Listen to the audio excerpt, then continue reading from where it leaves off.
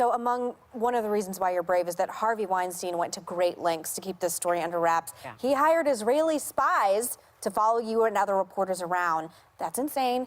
Can you tell us about what that was like? That They're is obviously insane. trying to pressure you not to finish the story. I mean, look, I'm very careful when I tell this story to not do it in a way that's woe is me. I'm not a journalist in Pakistan or in Russia or any of the places where you just wind up dead if you go up against power.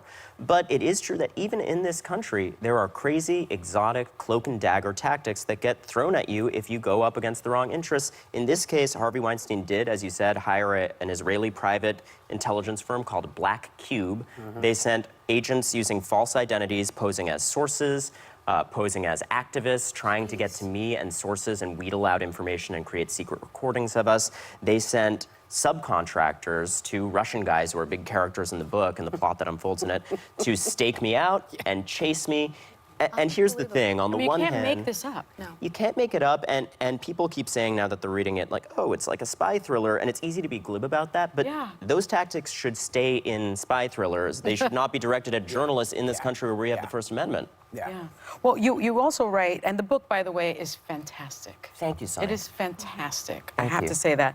That Weinstein hired these secret operatives. They posed as victims or sympathetic reporters to trick accusers into trusting them. Yeah. And one of their big targets was Rose McGowan.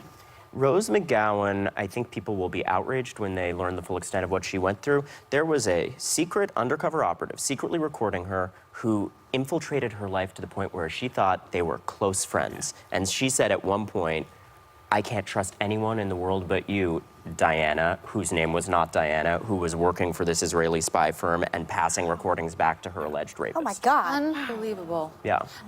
Reporters and victims were so afraid to cross Weinstein. You called a producer at one point, and the advice they gave you was to get a gun. Yes. Were there nights you went to bed and thought, is this worth it? Is living like this worth getting the truth out there? Well, here again, you know, we all are in this profession and we're not the story, ideally, right? We're talking about the story, and it's very awkward, and I talk in the book about my struggle where I didn't want to talk about this part of it because I wanted the focus to be on the sources who were so brave, and correctly, we kept the focus on them for a long time. But as I learned that there was a whole community of reporters that were intimidated in this way, and as we enter this moment where the press is so embattled and so important to holding the powerful accountable in this country, I realized that's important to talk about. And yes, I was told to get a gun by several sources. I did move out of my home. I'll let what I say in the book stand. I did a little target practice, and I'm fine. I'm not that great a shot. But, you know, I moved out, and I was scared, and my mom was scared for me, and that's not as bad as it can get for reporters. Are you still scared? But it's, you know, I face a lot of intimidation. You see how smear campaigns rev up in a very personal way every time I break a big, tough story. But I have been so grateful that the public has rallied around this kind of reporting. I think just as sources are brave and they keep coming forward and saying enough, the public is saying enough at this point. Well, one thing that I just thought was horrible, that Harvey Weinstein did bring your sister, Dylan, into it. Yes. I thought that was beyond the pale, but he argued, Weinstein called your estranged father, Woody Allen. He also tried to argue that the situation with your sister, Dylan Farrow, who's accused Woody of molesting her, though Woody maintains his innocence, meant that you had an agenda. And he says to you on the phone, you couldn't save someone you love, and now you think you can save everyone.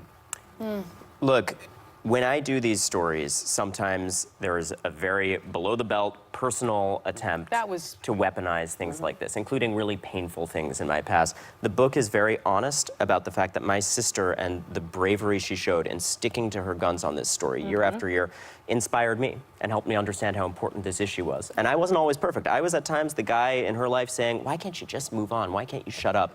And the book unpacks how I evolved from that and came to understand how important what she was doing was. Absolutely.